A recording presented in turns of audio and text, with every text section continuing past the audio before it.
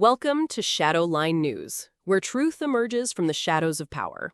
In Kenya, the line between dissent and detention has become dangerously thin, and what happened to Patrick Osoi yesterday proves just how quickly voices of accountability can be silenced.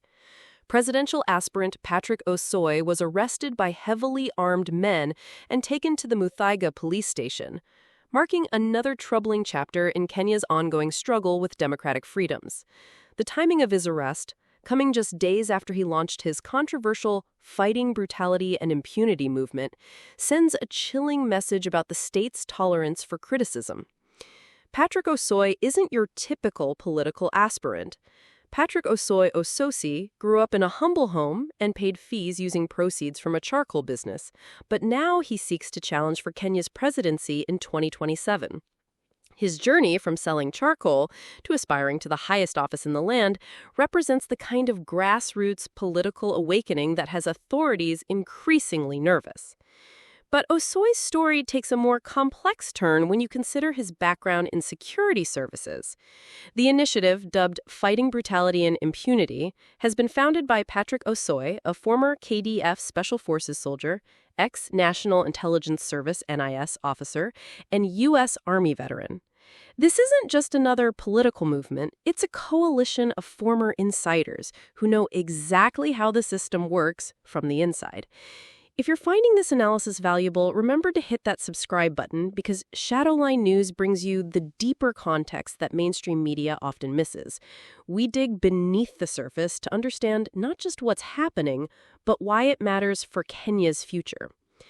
In a statement on July 28th, Osoi announced the formation of Fighting Brutality and Impunity, which brings together officers with the same agenda of fighting for Kenyans.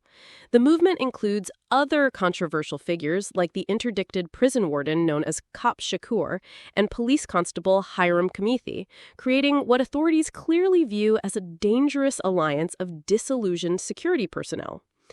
The genesis of this movement traces directly back to Kenya's traumatic 2024 protests. The group, called Fighting Brutality and Impunity, brings together former NIS and police officers who say they are taking a stand for justice following the deadly June 25, 2024 protests.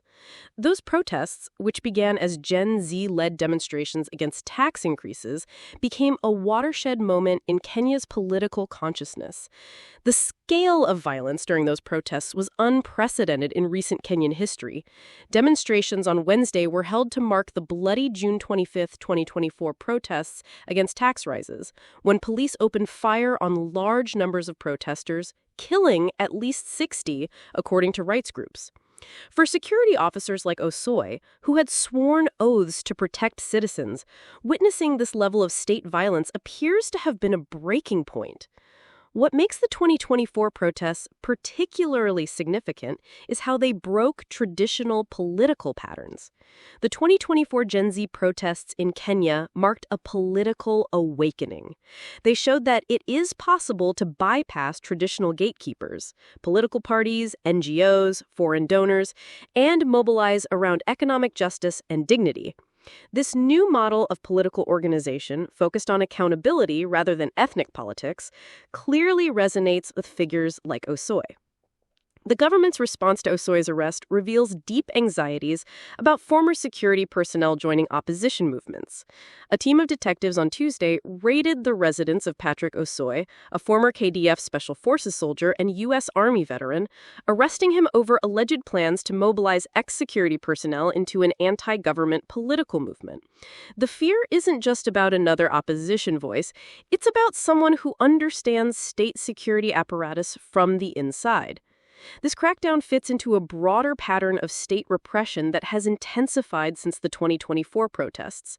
As the protests continue into their second week, police have fired live bullets at protesters, killing at least 23 Kenyans. Reports also indicate that the police have abducted activists. Osoi's arrest suggests this heavy-handed approach hasn't ended with the protests themselves. Looking ahead, several scenarios could unfold from this arrest.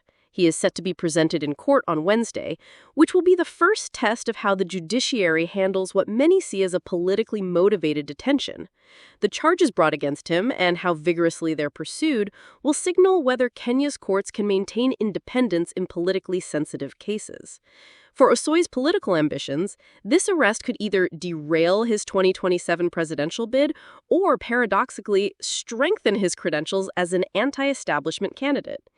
History shows that political persecution often creates martyrs, and given the ongoing anger about police brutality, Osoy might find his arrest actually enhances his appeal among younger voters who lived through the 2024 protests. The broader implications extend beyond one man's political future. If former security personnel continue organizing against the state, it could represent a fundamental shift in Kenya's political landscape. These aren't typical opposition politicians who can be dismissed as power-hungry outsiders. They're former insiders who understand the system's weaknesses and have credibility on security matters. The international community will be watching closely, particularly given Kenya's role as a regional stability anchor. Any escalation that suggests Kenya's democratic institutions are seriously deteriorating could have far-reaching consequences for East African stability and international partnerships. For ordinary Kenyans, Osoy's arrest represents both hope and warning. Hope, because it shows that voices for accountability exist, even within former security circles. Warning, because it demonstrates how quickly those voices can be silenced when they become too organized or too effective.